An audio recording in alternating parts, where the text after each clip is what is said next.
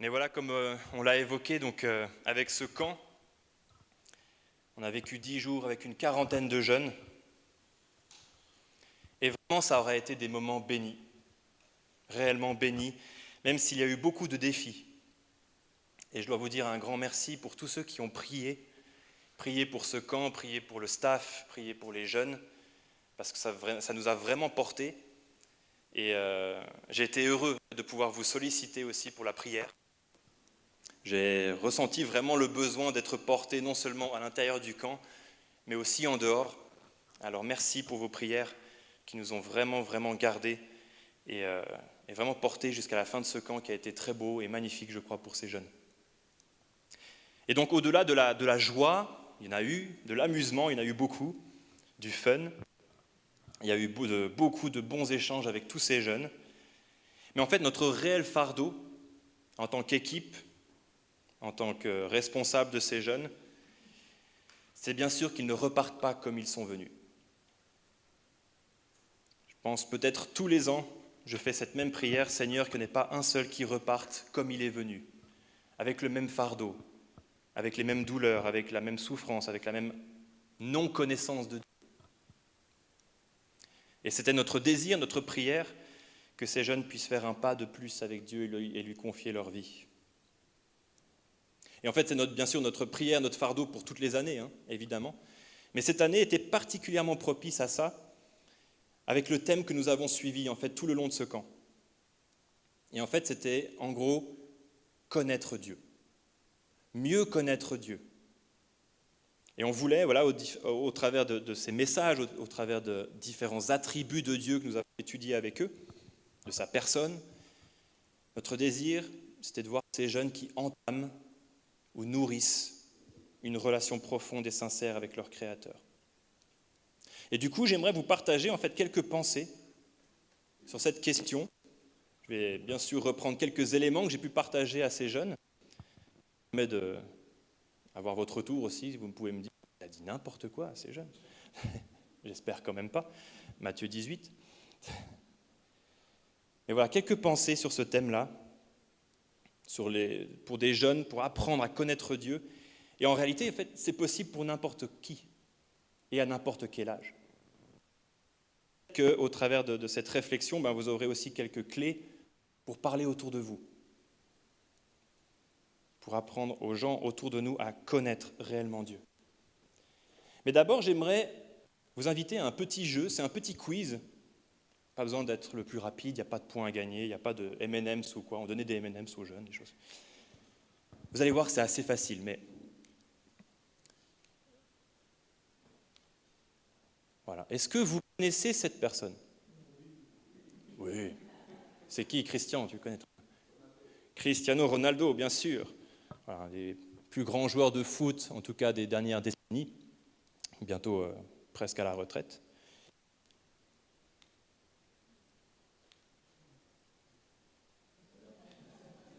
Voilà. Est-ce que vous connaissez cette personne? Leonardo DiCaprio, formidable acteur, beau gosse et tout. On le connaît aussi, cet acteur, grand acteur. Est-ce que je peux te laisser mettre la suivante, en fait, Marco, parce que je crois que la télécommande, elle galère un peu. Il faut appuyer 2 fois, parce qu'en fait, il y a une animation. Est-ce que vous connaissez cette personne? Gandalf, personnage fictif de la série de livres, d'abord très connu, du Seigneur des Anneaux. Donc un personnage fictif, un mage de cette série. Tu peux mettre la suivante, s'il te plaît. Est-ce que vous connaissez? C'est déjà un peu plus loin, un autre sport. Michael Jordan, bien sûr, des plus grands joueurs de basket aussi des années 80, 90. Tu peux mettre encore la suivante, s'il te plaît. Est-ce que vous connaissez cette personne?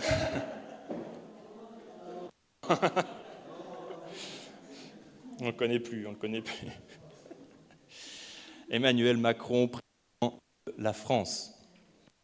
Tu peux mettre la suivante. Est-ce que vous connaissez cette personne? Jésus-Christ, qui porte sa croix. Assez facile comme quiz. Je vous propose maintenant un deuxième quiz, un peu plus dur. Mais accrochez-vous, ça va quand même aller. Est-ce que tu peux mettre la première image, s'il te plaît. Est-ce que vous connaissez cette personne? On va être la suivante. Est-ce que vous connaissez cette personne?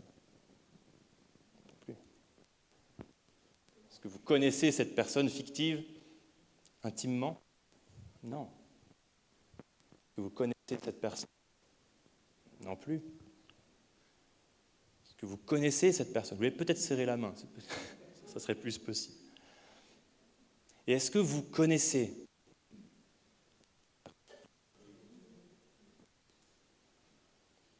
Je vois que vous avez saisi la différence, hein. Le même mot, connaître. Oui, je connais cette personne, bien sûr, je sais qu'elle existe.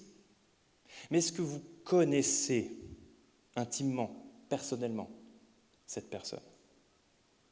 Et là, on dit non pour les premières, et vous avez dit oui pour celle-là, c'est magnifique. En fait, il y a une différence colossale entre croire que Dieu existe et connaître Dieu.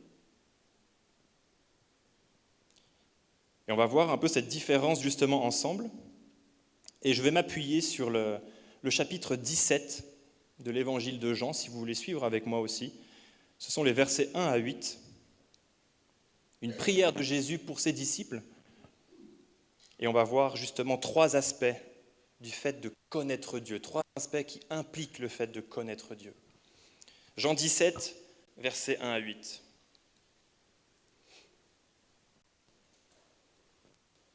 Je vous laisse chercher.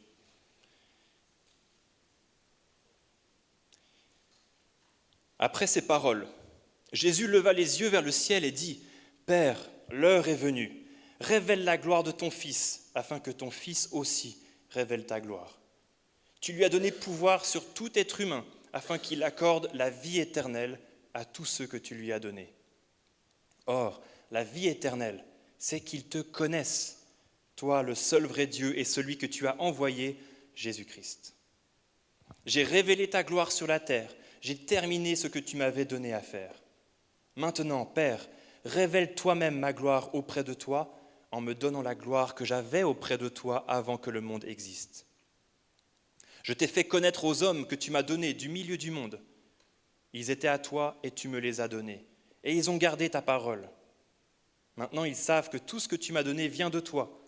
En effet, je leur ai donné les paroles que tu m'as données. Ils les ont acceptées et ils ont vraiment reconnu que je suis sorti de toi et ils ont cru que tu m'as envoyé.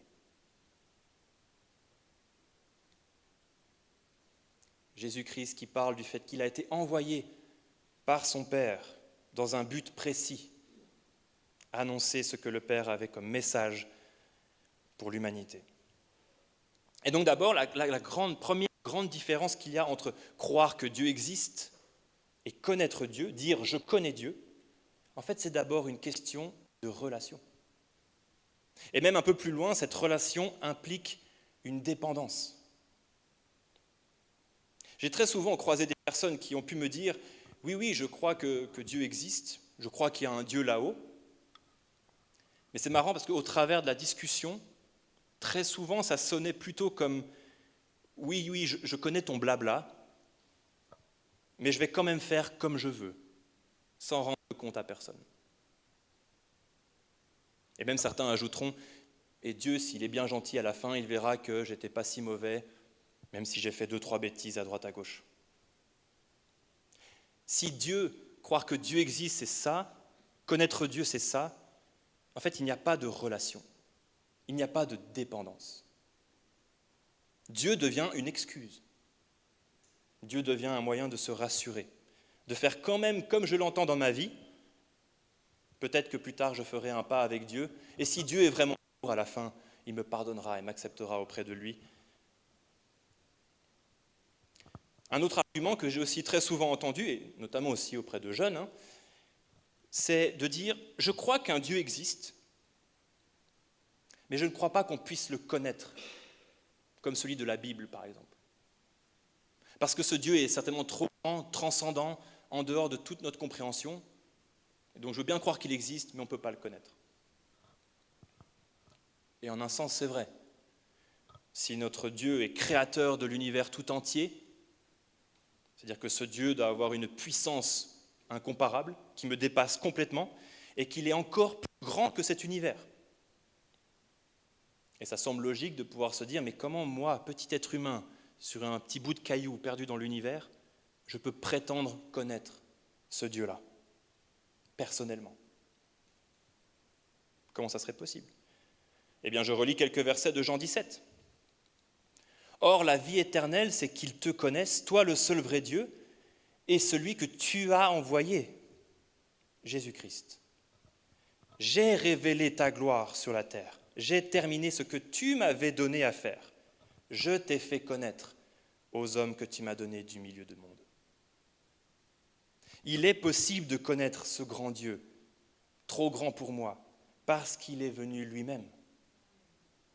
Il a envoyé son Fils pour faire connaître le Père et pour révéler sa gloire. Sans ça, je ne peux pas connaître Dieu. Bien trop loin, bien trop grand, bien trop saint. Mais si Dieu s'approche ainsi de nous, alors il est possible de le connaître réellement.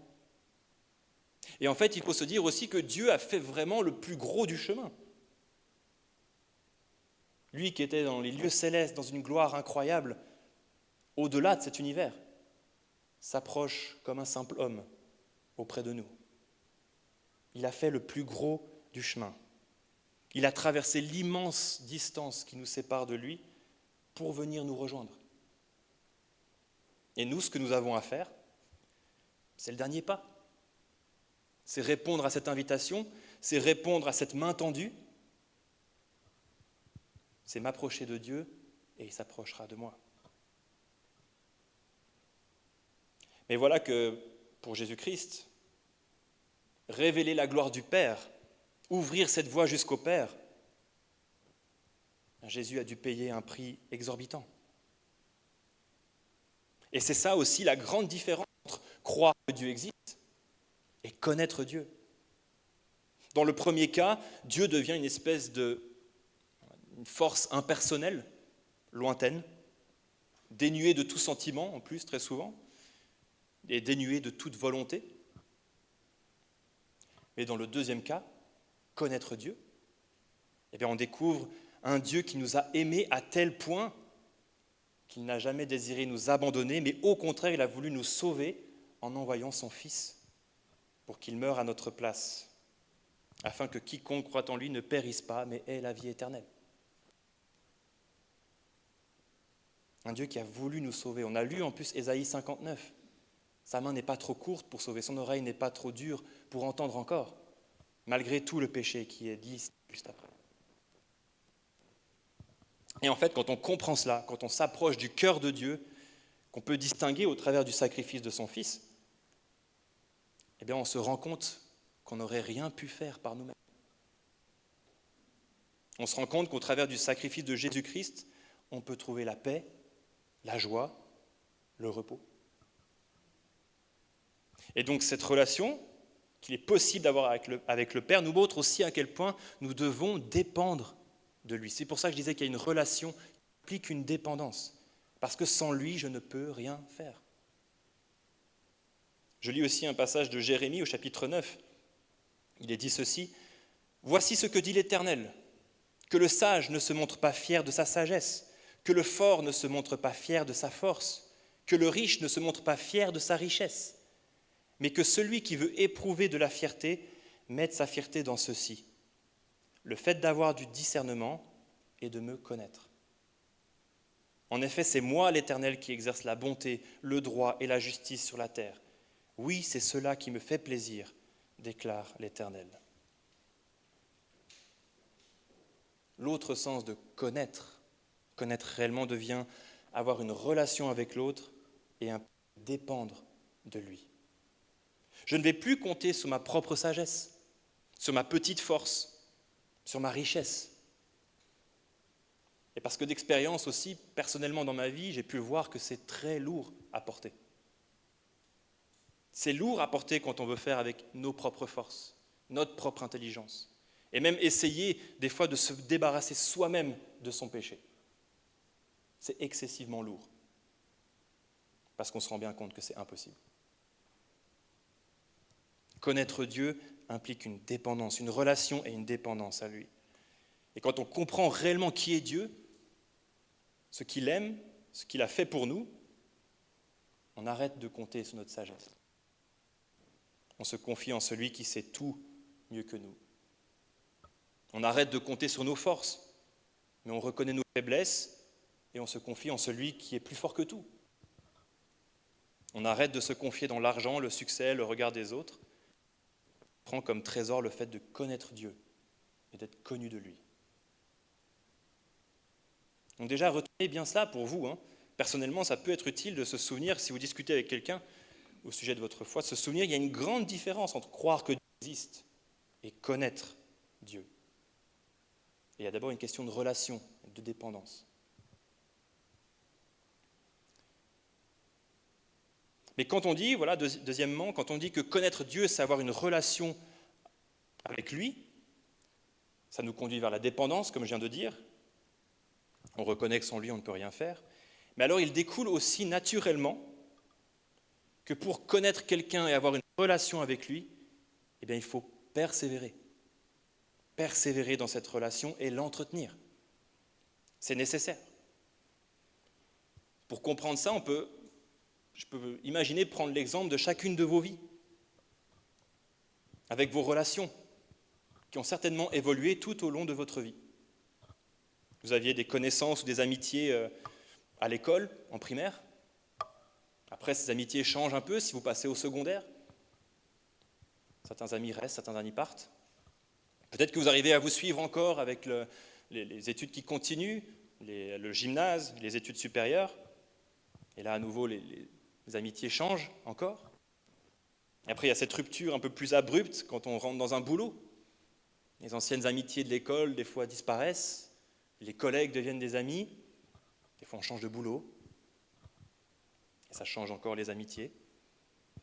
Mais il y a aussi l'église, à l'école du dimanche pour les enfants, le groupe de jeunes, les conventions, où on se retrouve dans une nouvelle église suite à un déménagement. Les relations changent. Et j'imagine que dans votre vie, vos relations ont changé tout le long. Mais je pense aussi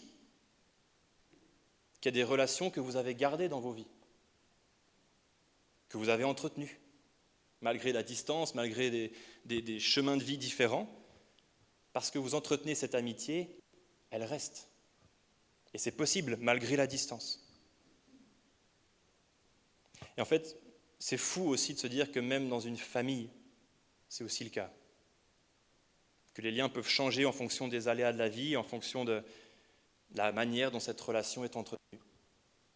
Et je parle aussi d'expérience. Et on avait un exemple dans le camp qu'on a fait justement avec deux jeunes. On était dans un moment de louange, puis elles étaient au premier rang, c'est deux amis. Et je les vois les deux s'effondrer en larmes en fait au bout d'un moment. Et elles sortent de la salle. Et après, plusieurs ont parlé avec elles pour savoir mais qu'est-ce qui se passait. Et en fait, on a appris qu'une des deux allait déménager. En ce moment, elles vivent presque côte à côte, à 5 minutes l'une de l'autre, et c'est les meilleures amies, elles font tout ensemble, etc. Mais une des deux va partir bien plus loin. Et ça les effondrait, quoi, de se dire, mais on va plus se voir tous les jours aussi facilement, etc. Et notre encouragement, ça a été de dire, mais tu peux entretenir cette relation, malgré la distance. Tu peux encore choisir de faire un effort pour aller juste là-bas, pour le voir, vous écrire, vous appeler, prier l'une pour l'autre, etc., etc. Mais c'était touchant de voir ces deux jeunes qui étaient effondrés parce qu'elles allaient être séparées. Bref, tout ça pour dire justement une relation, ça s'entretient, ça demande de la persévérance. Et on le voit à nouveau dans le passage de Jean 17. « Je t'ai fait connaître aux hommes que tu m'as donnés du milieu du monde, ils étaient à toi et tu me les as donnés, et ils ont gardé ta parole. » Garde ta parole. Maintenant, ils savent que tout ce que tu m'as donné vient de toi. En effet, je leur ai donné les paroles que tu m'as données, ils les ont acceptées, et ils ont vraiment reconnu que je suis sorti de toi, et ils ont cru que tu m'as envoyé. On voit cette persévérance, cette progression. Ils ont cru d'abord, ils ont accepté, et ils ont gardé la parole du Seigneur.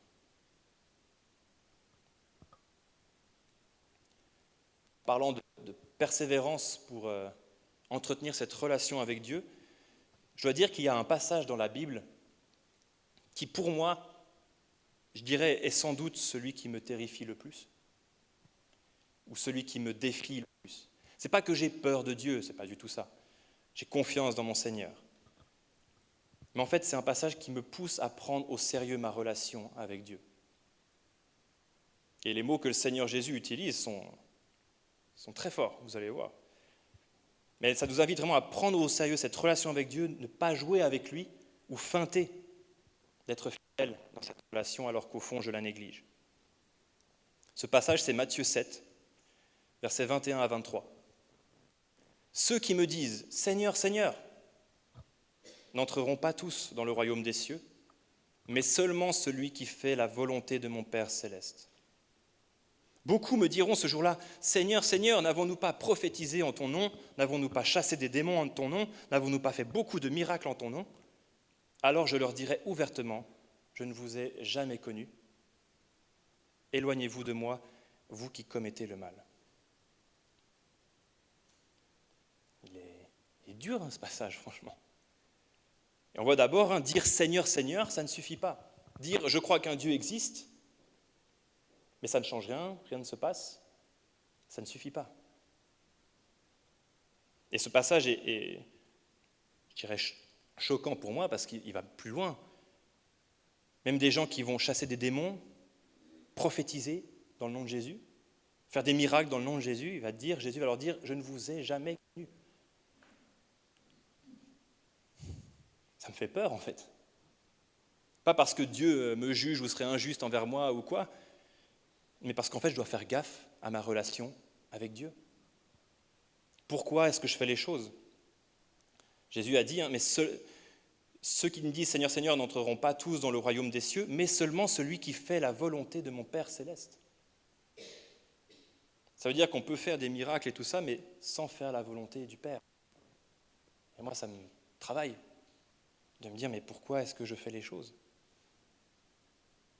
Ce n'est pas à prendre à la légère comme si je pouvais abuser de la patience de Dieu ou de la bonté de Dieu. Et là, dans ce passage de Jésus, que dit Jésus, je pense que le problème de ceux qui font ces miracles-là, ces choses extraordinaires, c'est que dans ce cas-là, ils le font pour eux-mêmes, pour leur gloire, pour leur succès, et pas pour Dieu, pas pour chercher la volonté du Père. Et dans ce sens, ils ont abandonné la dépendance à Dieu. Dieu est devenu au mieux un prétexte, au pire un outil pour servir leurs intérêts. Et la dépendance a disparu. Et c'est pour ça que connaître Dieu implique d'entretenir la relation avec Dieu. Sachant qu'on lui doit tout, qu'on doit dépendre de lui et que sans lui on ne peut rien faire. C'est-à-dire que je vais parler avec lui, je vais le louer, je vais lui demander son aide, je vais faire des choses pour sa gloire, peut-être des miracles pour sa gloire. Et lui, en retour, me parle aussi, me dirige, me corrige, m'arrête, ou il m'envoie par sa parole. Il faut entretenir cette relation. Josué 23, 11 dit aussi « Veillez sur vous-même afin d'aimer le Seigneur votre Dieu ». Un verset qui m'est toujours resté. « Veillez sur vous-même afin d'aimer le Seigneur votre Dieu ». Et enfin, troisièmement, alors, quel sera le résultat de cette persévérance? Une relation avec une dépendance qu'on doit entretenir, donc persévérer, mais pour aller où? Pourquoi persévérer? Pourquoi persévérer toute une vie dans cette relation avec Dieu, où bien souvent on a l'impression que c'est un peu muet de l'autre côté? Une relation au milieu de difficultés et une relation à entretenir alors qu'il y a tant d'autres chemins qui semblent plus faciles à prendre. Pourquoi persévérer encore? Eh bien parce qu'au bout de ce chemin, connaître Dieu et être connu de lui nous apporte la vie éternelle.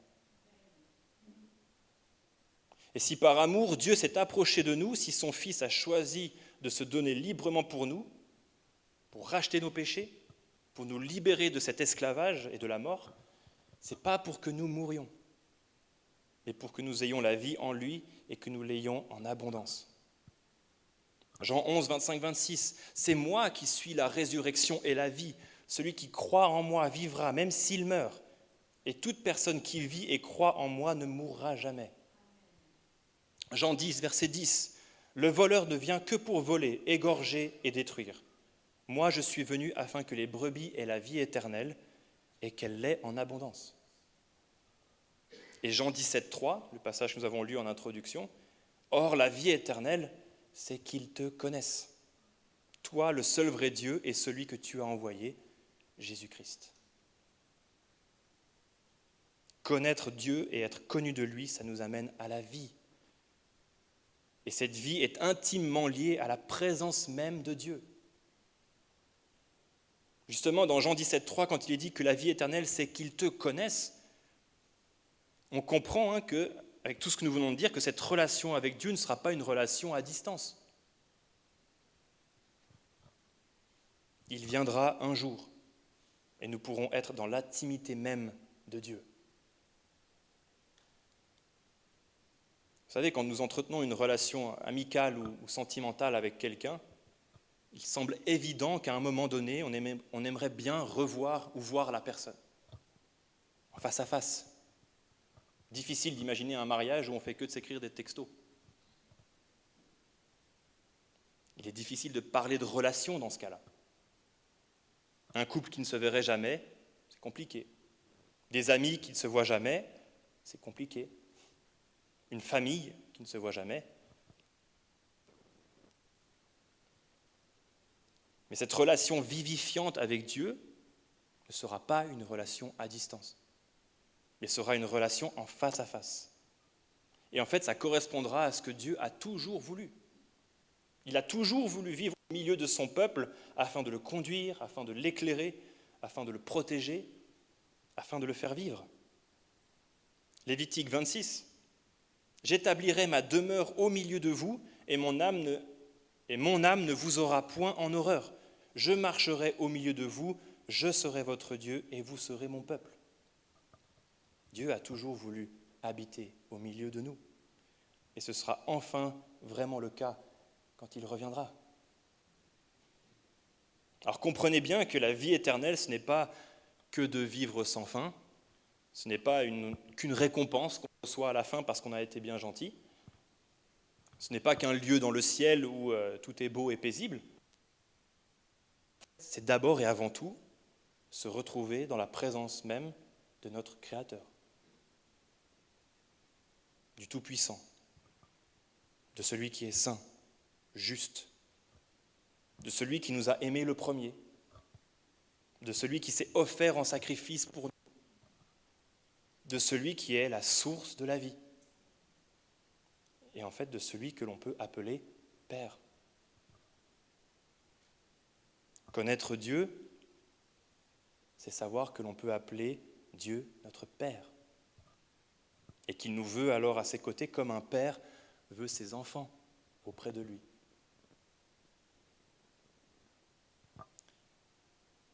Donc voilà, connaître Dieu, ce n'est pas juste croire que Dieu existe. Ça, ce n'est pas suffisant. Et je vous encourage vraiment donc à retenir cette différence pour pouvoir l'expliquer aussi autour de vous. Connaître implique une relation et donc une dépendance. Ça implique de la persévérance pour entretenir cette relation. Et en fait, ça amènera à la vie. Cette relation mène à la vie. Et vraiment, ma prière, c'est que chacun d'entre vous, ainsi que les jeunes qu'on a eus pendant ce camp, puissent connaître Dieu. Pas juste dire, oui, je vois qui c'est, je sais qu'il existe, comme Cristiano Ronaldo. Non. Et pouvoir dire, oui, je sais qui il est, je sais ce qu'il aime, je sais ce qu'il veut, je sais ce qu'il a fait pour moi, je sais ce que je peux faire pour lui. Et pouvoir dire encore, mais je veux encore entretenir cette relation, pour pouvoir découvrir encore davantage qui il est, sa personne, parce qu'il y a tant de facettes de Dieu qui m'échappent encore. Et chacune d'entre elles peut m'émerveiller, je crois.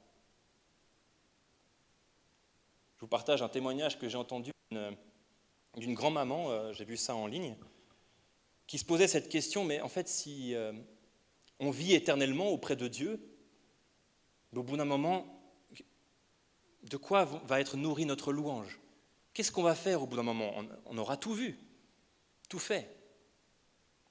Et elle a eu cette pensée qui pouvait lui venir de Dieu, et j'apprécie beaucoup cette pensée, où Dieu pouvait lui dire, mais non, ça ne sera pas comme ça.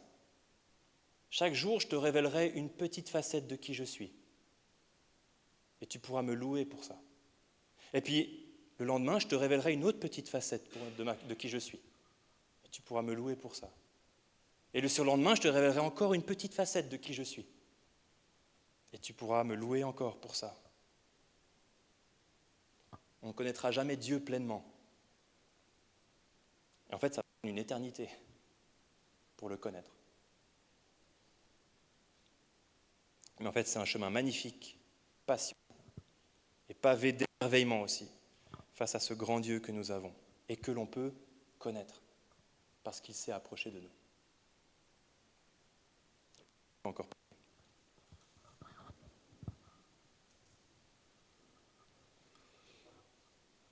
Ah oui, Père éternel, je te remercie parce que oui, je peux t'appeler Père, parce que tu as voulu cette relation avec chacun d'entre nous.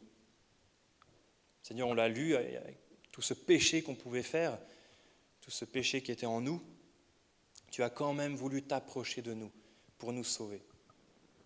Seigneur, merci pour ce si grand amour et merci pour Jésus-Christ qui est venu, qui s'est donné lui-même, parfait à la croix. Sans lui, on n'aurait pas pu te connaître. Sans lui, le chemin était fermé vers toi. Sans lui, on n'aurait pas reçu le Saint-Esprit qui atteste que nous t'appartenons. Sans lui, on n'aurait jamais connu cet amour que tu as voulu pour nous. Alors Seigneur, merci pour cette révélation de toi qui as voulu t'approcher, de cette révélation au travers de Jésus-Christ, de tout ce qu'il a fait. Et je te remercie aussi pour tes promesses, parce que tu as promis que tu reviendras et qu'on pourra être auprès de toi, que ce ne sera pas une relation à distance où on ne t'entendra jamais, on ne te verra jamais, mais un jour on sera devant ton trône, on te verra face à face, tel que tu es. Alors merci Seigneur pour cette espérance. Merci parce qu'on peut te connaître et apprendre à te connaître encore chaque jour. Et je veux te prier pour que dans la vie de chacune des personnes ici présentes et de toutes les personnes de nos églises puissent être émerveillées en te découvrant un peu plus chaque jour. Seigneur, il y a encore tant et tant à apprendre sur toi. Et je crois que chaque facette de qui tu es est merveilleuse, magnifique. Alors Seigneur, merci pour qui tu es, merci pour ce si grand salut. Et merci parce que toi seul mérites notre adoration, notre louange pour tous les siècles. Amen.